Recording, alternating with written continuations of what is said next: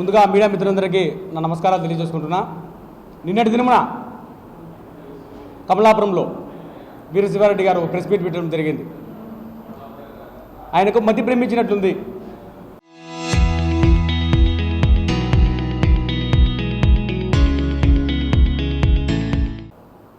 ఏదో ఒకటి అవాకులు చవాకులు పేలుతా అట్లా ముందు ఏదో అంటున్నాడు అతను. కాన్సెన్స్ కమలాపురం కాన్సెన్స్ ప్రజలను కోరుకుంటున్నారు, నేనే డెవలప్మెంట్ చేసినా, నేనేదో చేశాను. అతను నేను సూటిగా ప్రశ్నిస్తాను. అతని ఊరికే పోదాం, ఫస్ట్ వాళ్ళ ఊరు నుంచే మొదలు పెడదాం. ఫస్ట్ మీ ఊర్లో ఒక రైతులకు న్యాయం చేయి. మీ అందరికీ తెలిసిన విషయం ఇది. ఒక రైతులకు అందరూ కలిసి ఒక వ్యాపారస్తునికి శనిగలు వేసినారు. ఆ ఊర్లోనే, ఆ ఊరు చెందిన అతనికే మొత్తము ఆ శనిగల డబ్బులంతా అతను తీసుకుపోయి వీరశివారెడ్డి గారి దగ్గరనే పెట్టినాడు. పెడితే అతనికి ఇచ్చిన వడ్డీకి ఏదో 2 రూపాయల వడ్డీ 3 రూపాయల వడ్డీకి కొంత అమౌంట్ ఇచ్చినారు. ఇతని తమ్ముడు వీళ్ళందరికీ ఇదే పనే. ఆ ఊర్లో ఎవరన్నా ఉంటే ఇతనిదంతే అతని కాడికి, అతనిదంతే ఇతని కాడికి, ఇట్లా ఒకరి మీద ఒకరు. ఇప్పుడు వీరశివారెడ్డి గారు డబ్బులు ఇస్తాడు వడ్డీకి, ప్రతాప్ రెడ్డి గారు డిమాండ్ చేస్తారు. అప్పుడు ప్రతాప్ రెడ్డి గారు తీసుకొచ్చి మళ్ళీ వీరశివారెడ్డి కట్టడం, ఇలా చేస్తానన్నమాట.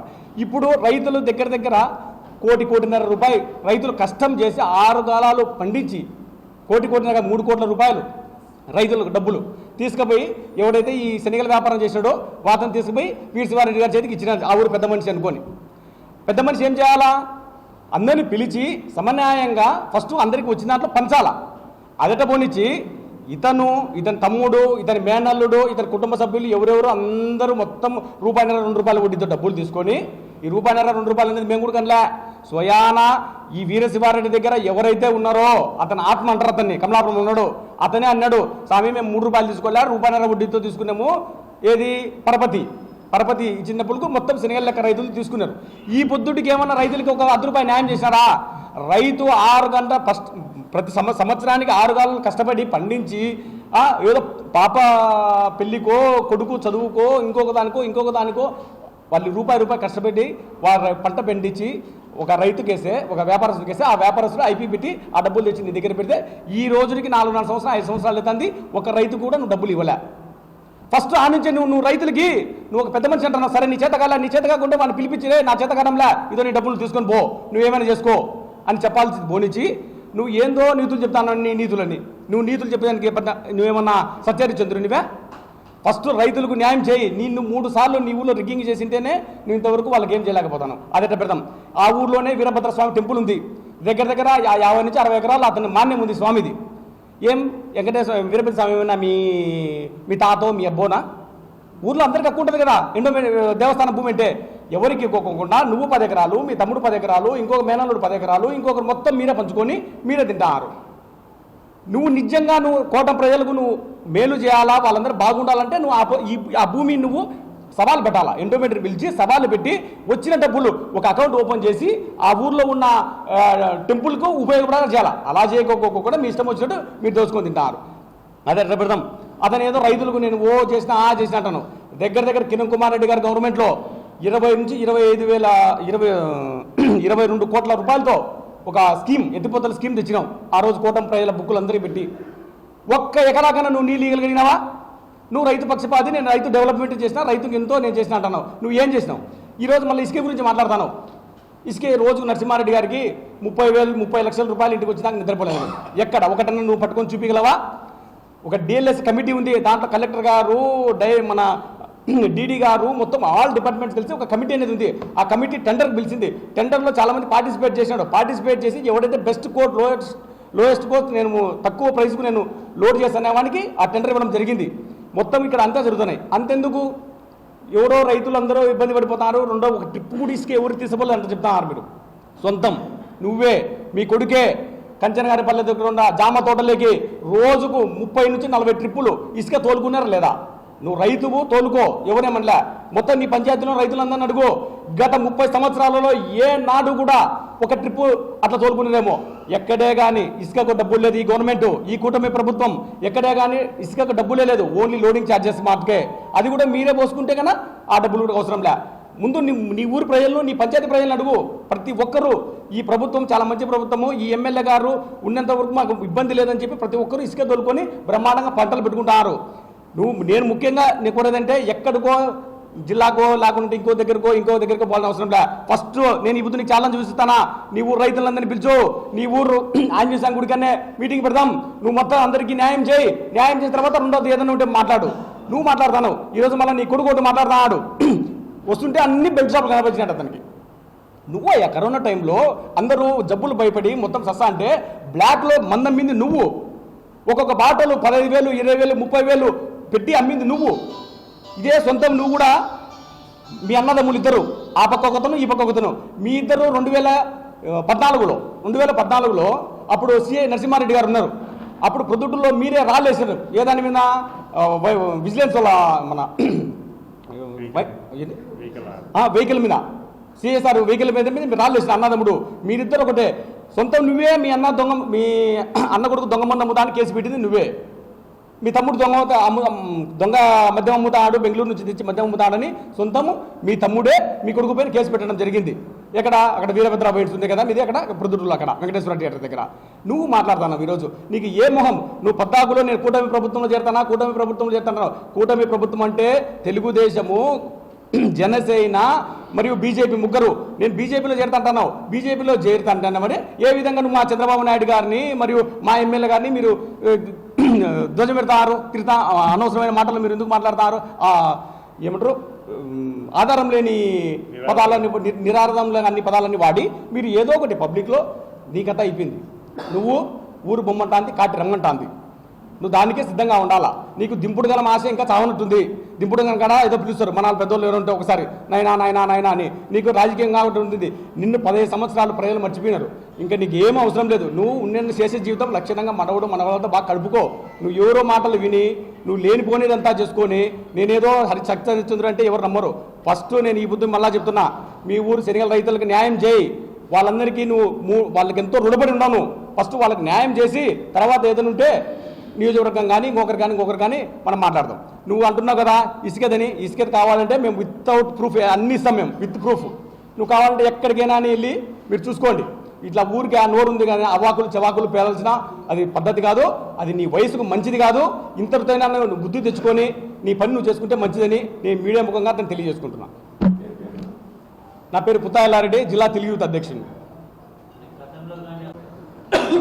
మీడియా మిత్రులందరికీ నమస్కారం.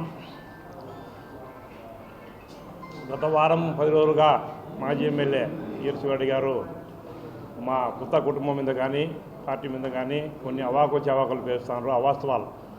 అవాస్తవాలు చెప్తే నమ్మే స్థితిలో ప్రజలు లేరు, ఎవరు ప్రజలు నమ్మే స్థితిలో లేరు. ఆయన 2004లో ఏ పార్టీ నుంచి గెలిచినాడు, ఏ పార్టీలోకి పోయినాడు. 2004లో తెలుగుదేశం నుంచి గెలిచి మా గురువు రాజశేఖర రెడ్డిని, చంద్రబాబు నాయుడు సార్ని తిట్టి ఆ పక్క రౌడీ షీటరు తీపించుకునేది వాస్తవం కాదా? ఆయన గుండెల మీద చేసుకొని చెప్పాలి అది వాస్తవమా కాదా అని. అట్లా అది ఇచ్చిపెట్టి ఎందేందో మాట్లాడతాడు. ఆయన వయసు తగిన మాటలు మాట్లాడలే. వైసీపీలో ఉంటే నాకు టికెట్ ఇడు ఆయన ఉన్నా అంటారు, టీడీపీలో ఉంటే నరసింహారెడ్డి ఉన్నాడు టికెట్ ఇరు అంటారు. మరి యాడికి పోయి ఎమ్మెల్యే నేను ఎమ్మెల్యే అవుతా అంటాడు, మళ్ళీ మా మనవని తెస్తా అంటాడు. ఎట్లా ఏమన్నా ఆయన మధ్య ఏమన్నా భ్రమించిందా, ఏమన్నా జ్ఞాపక శక్తి ఏమన్నా తగ్గిందా? ఆయన ఇష్టం వచ్చినట్టు మాడితే ఎట్లా? దానికి ఒక అర్థం ఉండాలి కదా. ఇప్పుడు ఎలాడని చెప్పినట్టు కూటమి అంటే తెలుగుదేశం, జనసేన, బీజేపీ. నువ్వు బీజేపీకి పోయి మా కూటమిలో మా భాగస్వామ్యులకి వచ్చి మనం ఏమైనా విమర్శించడం ఏంది నీ ఇష్టం వచ్చినట్టు? ఏమన్నా అది సాధ్యమయ్యేదేనా? సీఎం రమేష్ చెప్పినా అంటావు, ఇంకొకరు చెప్పినా అంటావు, మాధవ్ చెప్పినా అంటావు. ఎందుకు నేను ఎవరు కోరుకుంటాను? చిటికి వచ్చా నా వర్గం అంతా ఉండాలంటే ఏడ చిటికి బెయ్యి. నేను ఎవరు వద్దున్నా చిటికి వేయకుండా బెయ్యి వస్తుంది నీ వర్గం. ఎవరున్నారు నీ వర్గం? ఎవరున్నారు నీ అనుచరులు? ఎవరున్నారు నీ సహచరులు? ఎవరున్నారు? ఊరికి ఇష్టం వచ్చిన చిటికెచ్చి వచ్చేది కాలం అవన్నీ పోయినాయి, అవన్నీ మర్చిపోవాలి. నువ్వు వయసు రీత్యా మనవాడితో మనవరాలతో ఆడుకొని ఉండే శేష జీవితాన్ని గడపాలి. కానీ నేను పొలిటికల్లోకి వచ్చా, రీఎంట్రీ ఇచ్చా, నేను మా ఎమ్మెల్యే అవుతా, ఆ ఊళ్ళో నా అడుగులకు మడుగులతో అత్తి పడతాను వాళ్ళని ఏం మాట్లాడవో, నువ్వు ఏం చెప్తాడవో నీకు అర్థం కాలే. అర్థం కాకుండా మాట్లాడితే ఎట్లా? దానికి ఒక అర్థం తీసుకెళ్తావు. 30 లక్షలు అంటావు, నిద్ర రాదంట. ఎవరికి నిద్ర రాలేదో ఇప్పుడు అర్థమవుతుంది. ప్రజలంతా చూస్తాను కదా నువ్వు మాట్లాడే మాటలు అసహించుకుంటాను. నీకు సిగ్గు శరం అనేది ఉంటే ఎప్పుడో 20 ఏళ్ళ కింద 20 కేసులు నీ మీద కేసులు ఉంటే పొద్దుటూరులో నిన్ను డాయర్ మీద ఊరేగించారు. అదన్నా గుర్తులేదా నీకు? గుర్తుండాలి కదా, అది కూడా గుర్తుండాలి కదా. మీరు మర్చిపోతే ప్రజలు మర్చిపోతారా? కేసులు ఉంటాయి, ఎట్లా ఉంటాయి కదా. ఇప్పుడు కూడా తాలూకు స్టేషన్లో అప్పుడునే 2024/2004 అనేది ఒక కేసు ఉంది. ఎట్లండి అట్లా మారితే మీ ఇష్టం వచ్చిన మారితే ఎట్లా? 2024లో ఎవరు రమ్మని తెలుగుదేశంకి వచ్చావు, మళ్ళీ కాంగ్రెస్ దగ్గర పోయి టికెట్ పోయి బేరం పెడతావు, మళ్ళీ వైసీపీలోకి పోతావు. ఇప్పుడు జాతీయ పార్టీ అంటావు. ఇంకా పార్టీలు ఏడా నీకు లేవు, ఇది ఒకటే ఏమన్నా ఉంటుందేమో కదా. మళ్ళీ మారాలనుకుని నీకు పార్టీలు లేవు. అంత నిలకడ లేకుండా రాజకీయాలు చేసి మా మచ్చ లేకుండా మా పుత్త కుటుంబం కానీ మా పెద్దాయన కానీ మా ఎమ్మెల్యే గారి మచ్చ లేకుండా పార్టీ మారకుండా మచ్చ లేకుండా వాళ్ళు రాజకీయాలు చేస్తా ప్రజాసేవ చేస్తా అంటే వాళ్ళ మీద బురద తల్లడం ఎంతవరకు న్యాయం, ఎంతవరకు సబాబు? నువ్వు మాట్లాడుకుంటే నువ్వు అసలు రాజకీయం చేసే అర్హత నీకుందా? నిలకడలే. 2019లో మాకు పక్క ప్రచారం చేస్తుంటావు, ఎలక్షన్ మీ కొడుకు ఆపక్కుంటాడు, ఎలక్షన్ అయిపోతున్నా వాళ్ళకి పోయి శుభాకాంక్షలు చెప్తావు. ఏమో ఇంత అన్యాయం ఏమది? అట్లా ఎన్నిపోటు దగ్గరుండి ఎన్నిపోటు పడుతుందా? అవు నీ వయసుకి తగునా? మీకు తెలుదా? అట్లా మా పక్కనే ప్రచారం చేస్తున్నాడు, మీకు కూడా కాపక్కున్నాడు. ఎలక్షన్ అయిపోయిన మరుసటి రోజు పోయి ఆ నైట్కే పోయి వాళ్ళతో వైసీపీ వాళ్ళతో పోయి కంగ్రాచులేషన్ చెప్తావు మేము మీకే చేసినామని. అట్లా నిలకడలేని రాజకీయాలు నిలకడలేకుండా చేసేది మీరు. మా వాళ్ళ మీద, మా పార్టీ మీద, మా కొత్త కుటుంబం మీద బురదలే ప్రయత్నం చేస్తే ప్రజలు ఒప్పుకోరు, ప్రజలు సహించరు. నీకు తగిన టైంలో సగం బుద్ధి చెప్తారని ఈ పత్రిక మూలంగా తెలియజేస్తారు. మీ తమ్ముడు కొడుకు వచ్చేసి తెలుగుదేశం పార్టీ, మీ కరుణ్ రెడ్డి వచ్చేసి వైఎస్ఆర్ పార్టీ. అన్ని పార్టీలు నీ ఇంట్లో ఉన్నాయి. ఏ పార్టీ వచ్చినా మాదే అనే ఉద్దేశంతో నువ్వు పార్టీలు అనుకుంటున్నావు. నువ్వు తెలుగుదేశం పార్టీలో కానీ కూటమి ప్రభుత్వమైనటువంటి బీజేపీ, జనసేన, తెలుగుదేశం కూటమి పార్టీలో చేరుతా అంటున్నావు. చేరండి, సంతోషమే. కాకపోతే కూటమి ప్రభుత్వంలో చేరుతా అంటున్నావు, కూటమిలోనే విమర్శిస్తున్నావు. ఎందుకంటే చంద్రబాబు నాయుడు గారు కూటమి ప్రభుత్వానికి అధినేత. అటువంటి నాయకుడిని కూడా చంద్రబాబు నాయుడు గారు వదిలినారు, ఎమ్మెల్యే గారు విత్తులు పెడుగు తిరుగుతున్నారని కూడా నువ్వు చెప్తున్నావు. నువ్వు కూటమిలో ఎందుకు చేరుతున్నావు? కూటమిని చేరుతా అంటున్నా, నేను చేర్చుకుంటారా? కూటమిని విమర్శించేటప్పుడు నేను ఎవరు చేర్చుకుంటారు? మా ఎమ్మెల్యే గారు యువకులు, ఉత్సాహవంతులు, ఎక్కడ చూసినా కానీ జిల్లాలో కూడా ముఖ్యంగా అందరి ఎమ్మెల్యేల పైన ఉత్సాహంగా ప్రజలకు అందుబాటులో ఉంటారని కూడా ప్రజలందరూ కూడా జిల్లాలో కూడా అనుకుంటున్నారు. అటువంటి నాయకులను కూడా విమర్శించడం నీకు తగదు. ఎందుకంటే ప్రతి ఒక్క కుటుంబంలో కూడా అన్ని పార్టీలు ఉంటాయి మీరు. కాబట్టి నీకు పద్ధతి కాదు ఇది, విమర్శించడం కూడా పద్ధతి కాదు నీకు ఇది. ఎందుకంటే నువ్వు అనుభవజ్ఞునివి. చేరు, కూటమిలో చేరు, అభివృద్ధి చేయి, కూటమి ప్రభుత్వానికి అన్ని విధాలు సహకరించు. నువ్వు సహకరించాలని లేవు, నువ్వు ఏదో బుడదలని వస్తున్నావు అంతే. మన ఎమ్మెల్యేను, కుటుంబ సభ్యులను, ఎందుకంటే మన రాష్ట్ర పార్టీ ఉపాధ్యక్షుడు మన నరసింహారెడ్డి గారిని విమర్శించాలని వస్తున్నావు తప్ప నీకు ఏరే ఉద్దేశం లేదు. కూటమిలో చేరాలనే ఉద్దేశం లేదు నీకు, ఏం రాళ్ళు వేయాలనే ఉద్దేశం వస్తున్నావు. కాబట్టి నువ్వు తగ్గించుకో. నువ్వు చేరాలంటే చేరు, కానీ విమర్శించడం పద్ధతి కాదు నీకు. అనుభవం ఉంది కాబట్టి నువ్వు ఇంతటితో నువ్వు ప్రశాంతంగా, ఇంత మా సోదరులు చెప్పినట్టు ఇంట్లో పిల్లలు నడుచుకుంటూ ప్రశాంతంగా ఉండవలసిందిగా నేను కోరుకుంటున్నాను. నమస్కారం. నిన్నటి దినమున వీరశివారెడ్డి గారు మా ఎమ్మెల్యే గారు, మా పెద్దాయన గారి మీద లేనిపోని అనేక ఆరోపణలు చేసినారు. ఆధారాలన్నీ ఆరోపణలు చేస్తూ సహజ వనరులన్నీ దోచుకున్నారని చెప్తున్నారు. మేము ఆధారాలతో వచ్చినాం. వీరశివారెడ్డి గారు ఎక్కడెక్కడ దోపిడీ చేశారు, ఎవరెవరి దొంగతనాలు చేశారు అంటే అన్ని ఆధారాలతో ఉంది. మా మామిలపల్లి గ్రామ పొలంలో ఎస్సీలది డీకేటి భూమి, ఎకరా 74 సెంట్లు డీకేటి భూమిని వాళ్ళ కొడుకు పేరు మీద 2026లో శ్యామలాదేవి సబ్ రిజిస్టర్ గారు ఉంటే వాళ్ళ మేనేజ్ చేసి దొంగ రిజిస్ట్రేషన్ చేసుకొని వాళ్ళ అక్కడ బేస్మట్టాలు 3-4 బేస్మట్టాలు వేసుకుంటే ఆ బేస్మట్టాలు కూడా దౌర్జన్యంగా దొబ్బేసి చదువు చేసుకొని ఇప్పుడు ఫీల్డ్ మీద ఉన్నారు. ఇదే విషయం మీద శ్యామలాదేవి గారు కూడా సస్పెండ్ కావడం జరిగింది. అది కూడా మీరు ఎంక్వైరీ చేసుకునే తెలుస్తుంది. ఇట్లా దొంగ ఈరోజు దాదాపు 5 కోట్ల రూపాయల భూమి మీద చేస్తుంది. ఈ ఎస్సీల భూమిది వాళ్ళ స్వయాన వాళ్ళ కొడుకు పేరు మీదనే రిజిస్టర్ చేసుకున్నారు. 5 కోట్ల రూపాయలు భూమి నువ్వు కబ్జా చేసి పెట్టుకున్నావు. మా మామిలపల్లి గ్రామ పొలం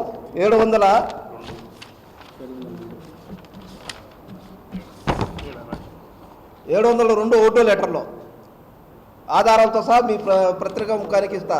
ఇట్లే కాకుండా గతంలో క్వాలిస్ కుంభకోణం అని కూడా భారీ ఎత్తున పేపర్లో మీరే రాసినారు. మీ పేపర్లో కూడా దాదాపు 3 క్వాలిస్లు వాళ్ళ అనుచరుడు మావిలపల్లి పంచాయతీలో మధుసూదన్ రెడ్డి అని 3 క్వాలీసులు దాదాపు 6 నెలల రూపాయలు 6 నెలల రోజులు మా ఏరియాలో దాచిపెట్టారు ఆ కేసులలో. అది అందరికీ తెలిసిన విషయమే. లేనిపోని తప్పుడన్నీ నువ్వు చేసి మా నాయకుల మీద ఎక్కడ మచ్చలేని మా నాయకుల మీద మీరు ఆరోపణలు చేయడం ఎంతవరకు సబబో నేను పత్రికాముఖంగా అడుగుతున్నా. ఇవన్నీ కూడా మీరు గమనించి ప్రజలకు తెలియజేయాల్సిన బాధ్యత మీ పైన కూడా ఉందని మేము మిమ్మల్ని కోరుకుంటున్నాం. 16 division TDP incharge corporation area Sivasankar Pasupuletti.